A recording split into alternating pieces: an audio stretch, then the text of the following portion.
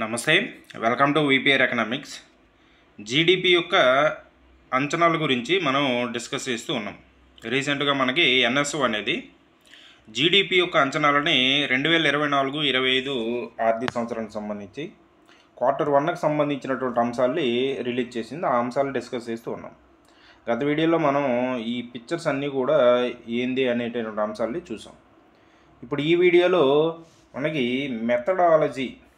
Methodology మరియు ప్రధాన data sources అంటే మనకి ఈ జాతీయ ఆదాయ అంచనాలని ఏ మెథడాలజీ ఆధారంగా పబ్లిష్ చేస్తుంది, లెక్కిస్తుంది, అదేవిధంగా ఈ డేటాని ఏ విధంగా కలెక్ట్ చేస్తుంది, ఏ సోర్సెస్ ద్వారా కలెక్ట్ చేస్తుంది అనేటువంటి అంశాలని ఈ వీడియోలో డిస్కస్ చేద్దాం. యాక్చువల్గా నేను ఈ వీడియో మొత్తం ఆల్రెడీ చేశాను.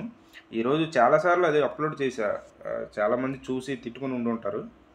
అంటే ఆ వీడియో మరి ఫార్మాట్ ఏ ప్రాబ్లం వచ్చిందో తెలియదు, ప్లే అనేది అవ్వలేదు. అందుకోసమే మళ్ళీ రెండోసారి చేస్తున్నాను ఈ వీడియో.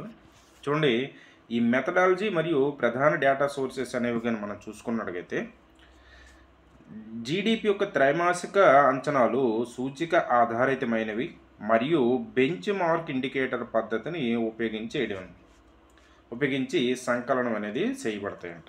అంటే బెంచ్ మార్క్ ఇండికేటర్ పద్ధతి అంటే ఏంటంటే గత ఆర్థిక సంవత్సరంలో ఇదే టైంలో ఎంత ఉంది, దాన్ని బేస్ చేసుకొని ప్రస్తుతం ఎంత ఉన్నదని అంచనా వేసేటటువంటి పద్ధతి. ఇప్పుడు ఎగ్జాంపుల్కి మనకి 23-24 ఆర్థిక సంవత్సరంలో Q1లో మనకి 8.2% అనేది నమోదైంది జీడిపి గ్రోత్ రేట్. సో ఇదే మనకి ఇప్పుడున్నటువంటి ఆర్థిక సంవత్సరంలో 2024-25 ఆర్థిక సంవత్సరంలో Q1లో ఎంత ఉంది అంటే ఇక్కడి నుంచి మనం ఇక్కడికి ఎంత పెరిగిందా తగ్గిందా అనేది అంచనా వేసుకోవడం అనేది జరుగుతుంది. ఒక విద్యార్థికి వచ్చేటటువంటి మార్కులు బట్టి వాడు భవిష్యత్తులో ఎన్ని మార్కులు రాబోతున్నాయి, వాడు చదివేటటువంటి విధానం దాన్ని బట్టి మనం ఎలా అంచనా వేస్తామో, అలాగే ఈ ఆర్థిక వ్యవస్థ అనేది పనితీరు అనేది ఎలా ఉంది అనేది మనకి గతంలో ఇదే సమయంలో ఎంత ఉంది, భవిష్యత్తులో ఎలా ఉండబోతుంది, ప్రస్తుతం ఎలా ఉండబోతుంది అనేటటువంటి అంచనాలని వేసేటటువంటి దాన్ని మనం బెంచ్ మార్క్ ఇండికేటర్ పద్ధతి అని చెప్తాం. ఈ బెంచ్ మార్క్ ఇండికేటర్ పద్ధతి అంటే ఏంటంటే మునుపటి ఆర్థిక సంవత్సరంలో 23-24 అదే త్రైమాసికానికి అందుబాటులో ఉన్న అంచనాలు రంగాల పనితీరును ప్రతిబింబించే సంబంధిత సూచికలను ఉపయోగించి ఎక్స్ట్రాపోలేట్ చేయబడతాయి. ఎక్స్ట్రాపోలేట్ అంటే ఏంటంటే గతంలో ఉన్నటువంటి గత విలువల ఆధారంగా భవిష్యత్తు విలువలని అంచనా వేసేటటువంటి దాన్ని ఎక్స్ట్రాపోలేట్ అంటారు. అంటే గతంలో వచ్చినటువంటి ఫలితాల ఆధారంగా, గతంలో ఉన్నటువంటి డేటా ఆధారంగా, లేదంటే ప్రస్తుతం అందుబాటులో ఉన్న డేటా ఆధారంగా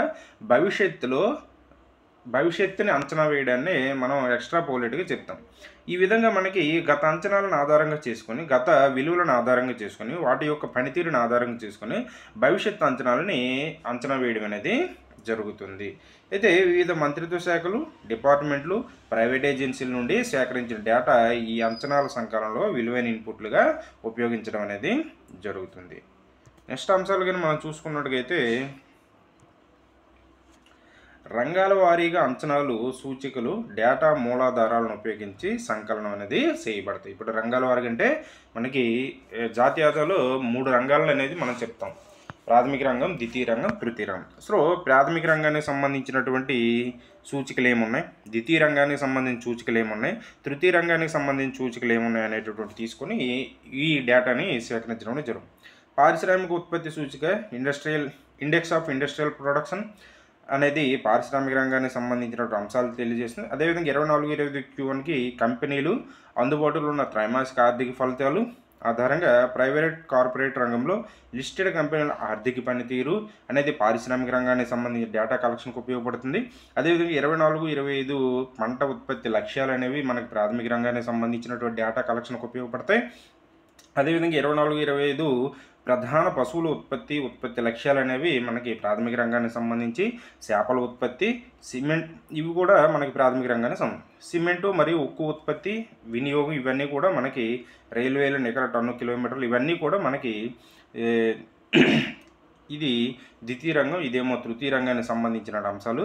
పౌర విమానయానం ద్వారా నిర్వహించబడే ప్యాసింజర్ మరియు కార్గో ట్రాఫిక్లు, అంటే మనకి విమానయానం ద్వారా రవాణా చేయబడినటువంటి వస్తు సేవలు, అదేవిధంగా ప్రయాణికులు మొదలగు డేటా కూడా ఉపయోగపడుతుంది. అదేవిధంగా మేజర్ మరియు కార్గో ట్రాఫిక్, మైనర్ సీ పోర్ట్లు, అంటే పోర్టుల ద్వారా నిర్వహించేటటువంటి వాణిజ్యం, అదేవిధంగా వాహనాల అమ్మకాలు, బ్యాంక్ డిపాజిట్లు మరియు క్రెడిట్లు, కేంద్ర మరియు రాష్ట్ర ప్రభుత్వాల ఖాతాలు మొదలైనవన్నీ కూడా 2024-25 ఆర్థిక సంవత్సరానికి Q1కి అందుబాటులో ఉన్నాయట.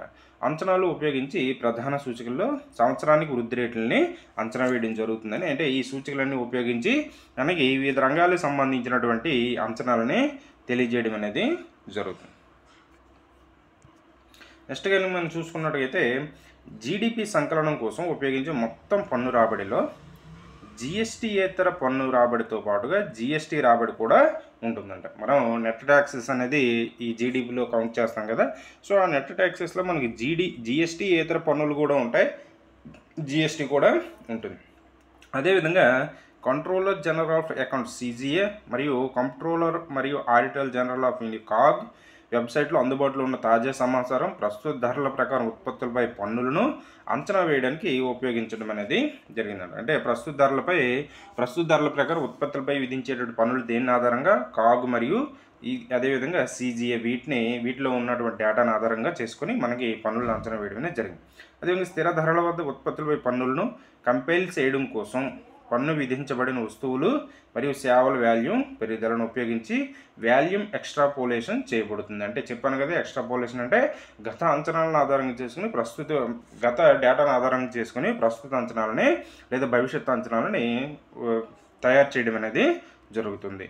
అదేవిధంగా ప్రస్తుత ధరల వద్ద మొత్తం ఉత్పత్తి, సబ్సిడీలు, ప్రధాన సబ్సిడీల సమాచారాన్ని ఉపయోగించి సంకలనం చేయబడ్డాయి. మనకి నెట్ ట్యాక్సెస్ అనేవి ఎలా వస్తాయి, మొత్తం ట్యాక్సెస్లో నుంచి టోటల్ ట్యాక్సెస్ నుంచి ఇచ్చినటువంటి సబ్సిడీలు తీసేస్తే నెట్ ట్యాక్సెస్ అని వస్తాయి. ఈ నెట్ ట్యాక్సెస్ని మనం జీడిపిలో కౌంట్ చేయడం అనేది జరుగుతుంది. అదేవిధంగా కేంద్రం కోసం ఆహారం, యూరియా, పెట్రోలియం మరియు పోషకాల ఆధారిత సబ్సిడీలపైన ఇచ్చినటువంటి సబ్సిడీలు మనకి 24-25 ఆర్థిక సంవత్సరం ఏప్రిల్, జూన్ త్రైమాసికాల్లో చాలా రాష్ట్రాలు సబ్సిడీలపై చేసినటువంటి వ్యయాలను ఆధారంగా చేసుకుని CGA మరియు COG వెబ్సైట్లో రెవెన్యూ వ్యయం, వడ్డీ చెల్లింపులు, కేంద్ర మరియు రాష్ట్రాల్లోని సబ్సిడీలు మొదలైన వాటి కోసం అందుబాటులో ఉన్న తాజా డేటాను తీసుకొని మనకి ప్రభుత్వ వినియోగ వ్యయం గవర్నమెంట్ ఫైనల్ క్యాపిటల్ ఎక్స్పెండిచర్ అంచనా వేయడానికి ఉపయోగపడడం అనేది జరుగుతుంది. నెక్స్ట్ ఈ డేటా దేని నుంచి ఈ రకమైనటువంటి ఈ సోర్సెస్ నుంచి ఇచ్చినటువంటి అన్ని డేటాల యొక్క మనకి ఇన్పుట్స్ని తీసుకొని మనకి ఈ జీడిపి అంచనాలని మనకి 24-25 ఆర్థిక సంవత్సరానికి సంబంధించిన Q1కి సంబంధించిన జీడిపి అంచనాలని ప్రచురించడం అనేది జరిగింది. నెక్స్ట్ది జూలై, సెప్టెంబర్కి సంబంధించినటువంటి జీడిపి అంచనాలు మరలా మనకి నవంబర్ 29వ తారీఖున రిలీజ్ అవ్వడం అనేది జరుగుతుంది. అంటే నవంబర్ 29 లోపు మీకు ఎగ్జామ్ కానీ జరిగితే ఈ డేటా అనేది ఇప్పుడు చెప్పిన డేటా ఉపయోగపడుతుంది. నవంబర్ 29 లోపు ఈ ఎగ్జామ్ అనేది జరగలేదు, తర్వాత జరిగింది అనుకోండి, నవంబర్ 29 రిలీజ్ అయ్యేటటువంటి డేటాను కూడా మనం చదవాల్సి ఉంటుంది. ఇది మనకి సోర్సెస్కి సంబంధించినటువంటి అంశాలు. దీన్ని చిన్నగానే ఒక్కొక్క దానిగా విడగొట్టి మనం చేసుకోవడం అనేది జరుగుతుంది. కాబట్టి నెక్స్ట్ది వీటికి సంబంధించినటువంటి డేటా అనేది మనం నెక్స్ట్ వీడియోలో ఒక్కొక్క దాని గురించి మనం డిస్కస్ చేయడం అనేది జరుగుతుంది. ఇది మనం ఈ వీడియోలో చెప్పుకున్నటువంటి అంశం. ఈ వీడియో కానీ మీకు నచ్చినట్టయితే లైక్ చేయండి, షేర్ చేయండి, సబ్స్క్రైబ్ చేయండి.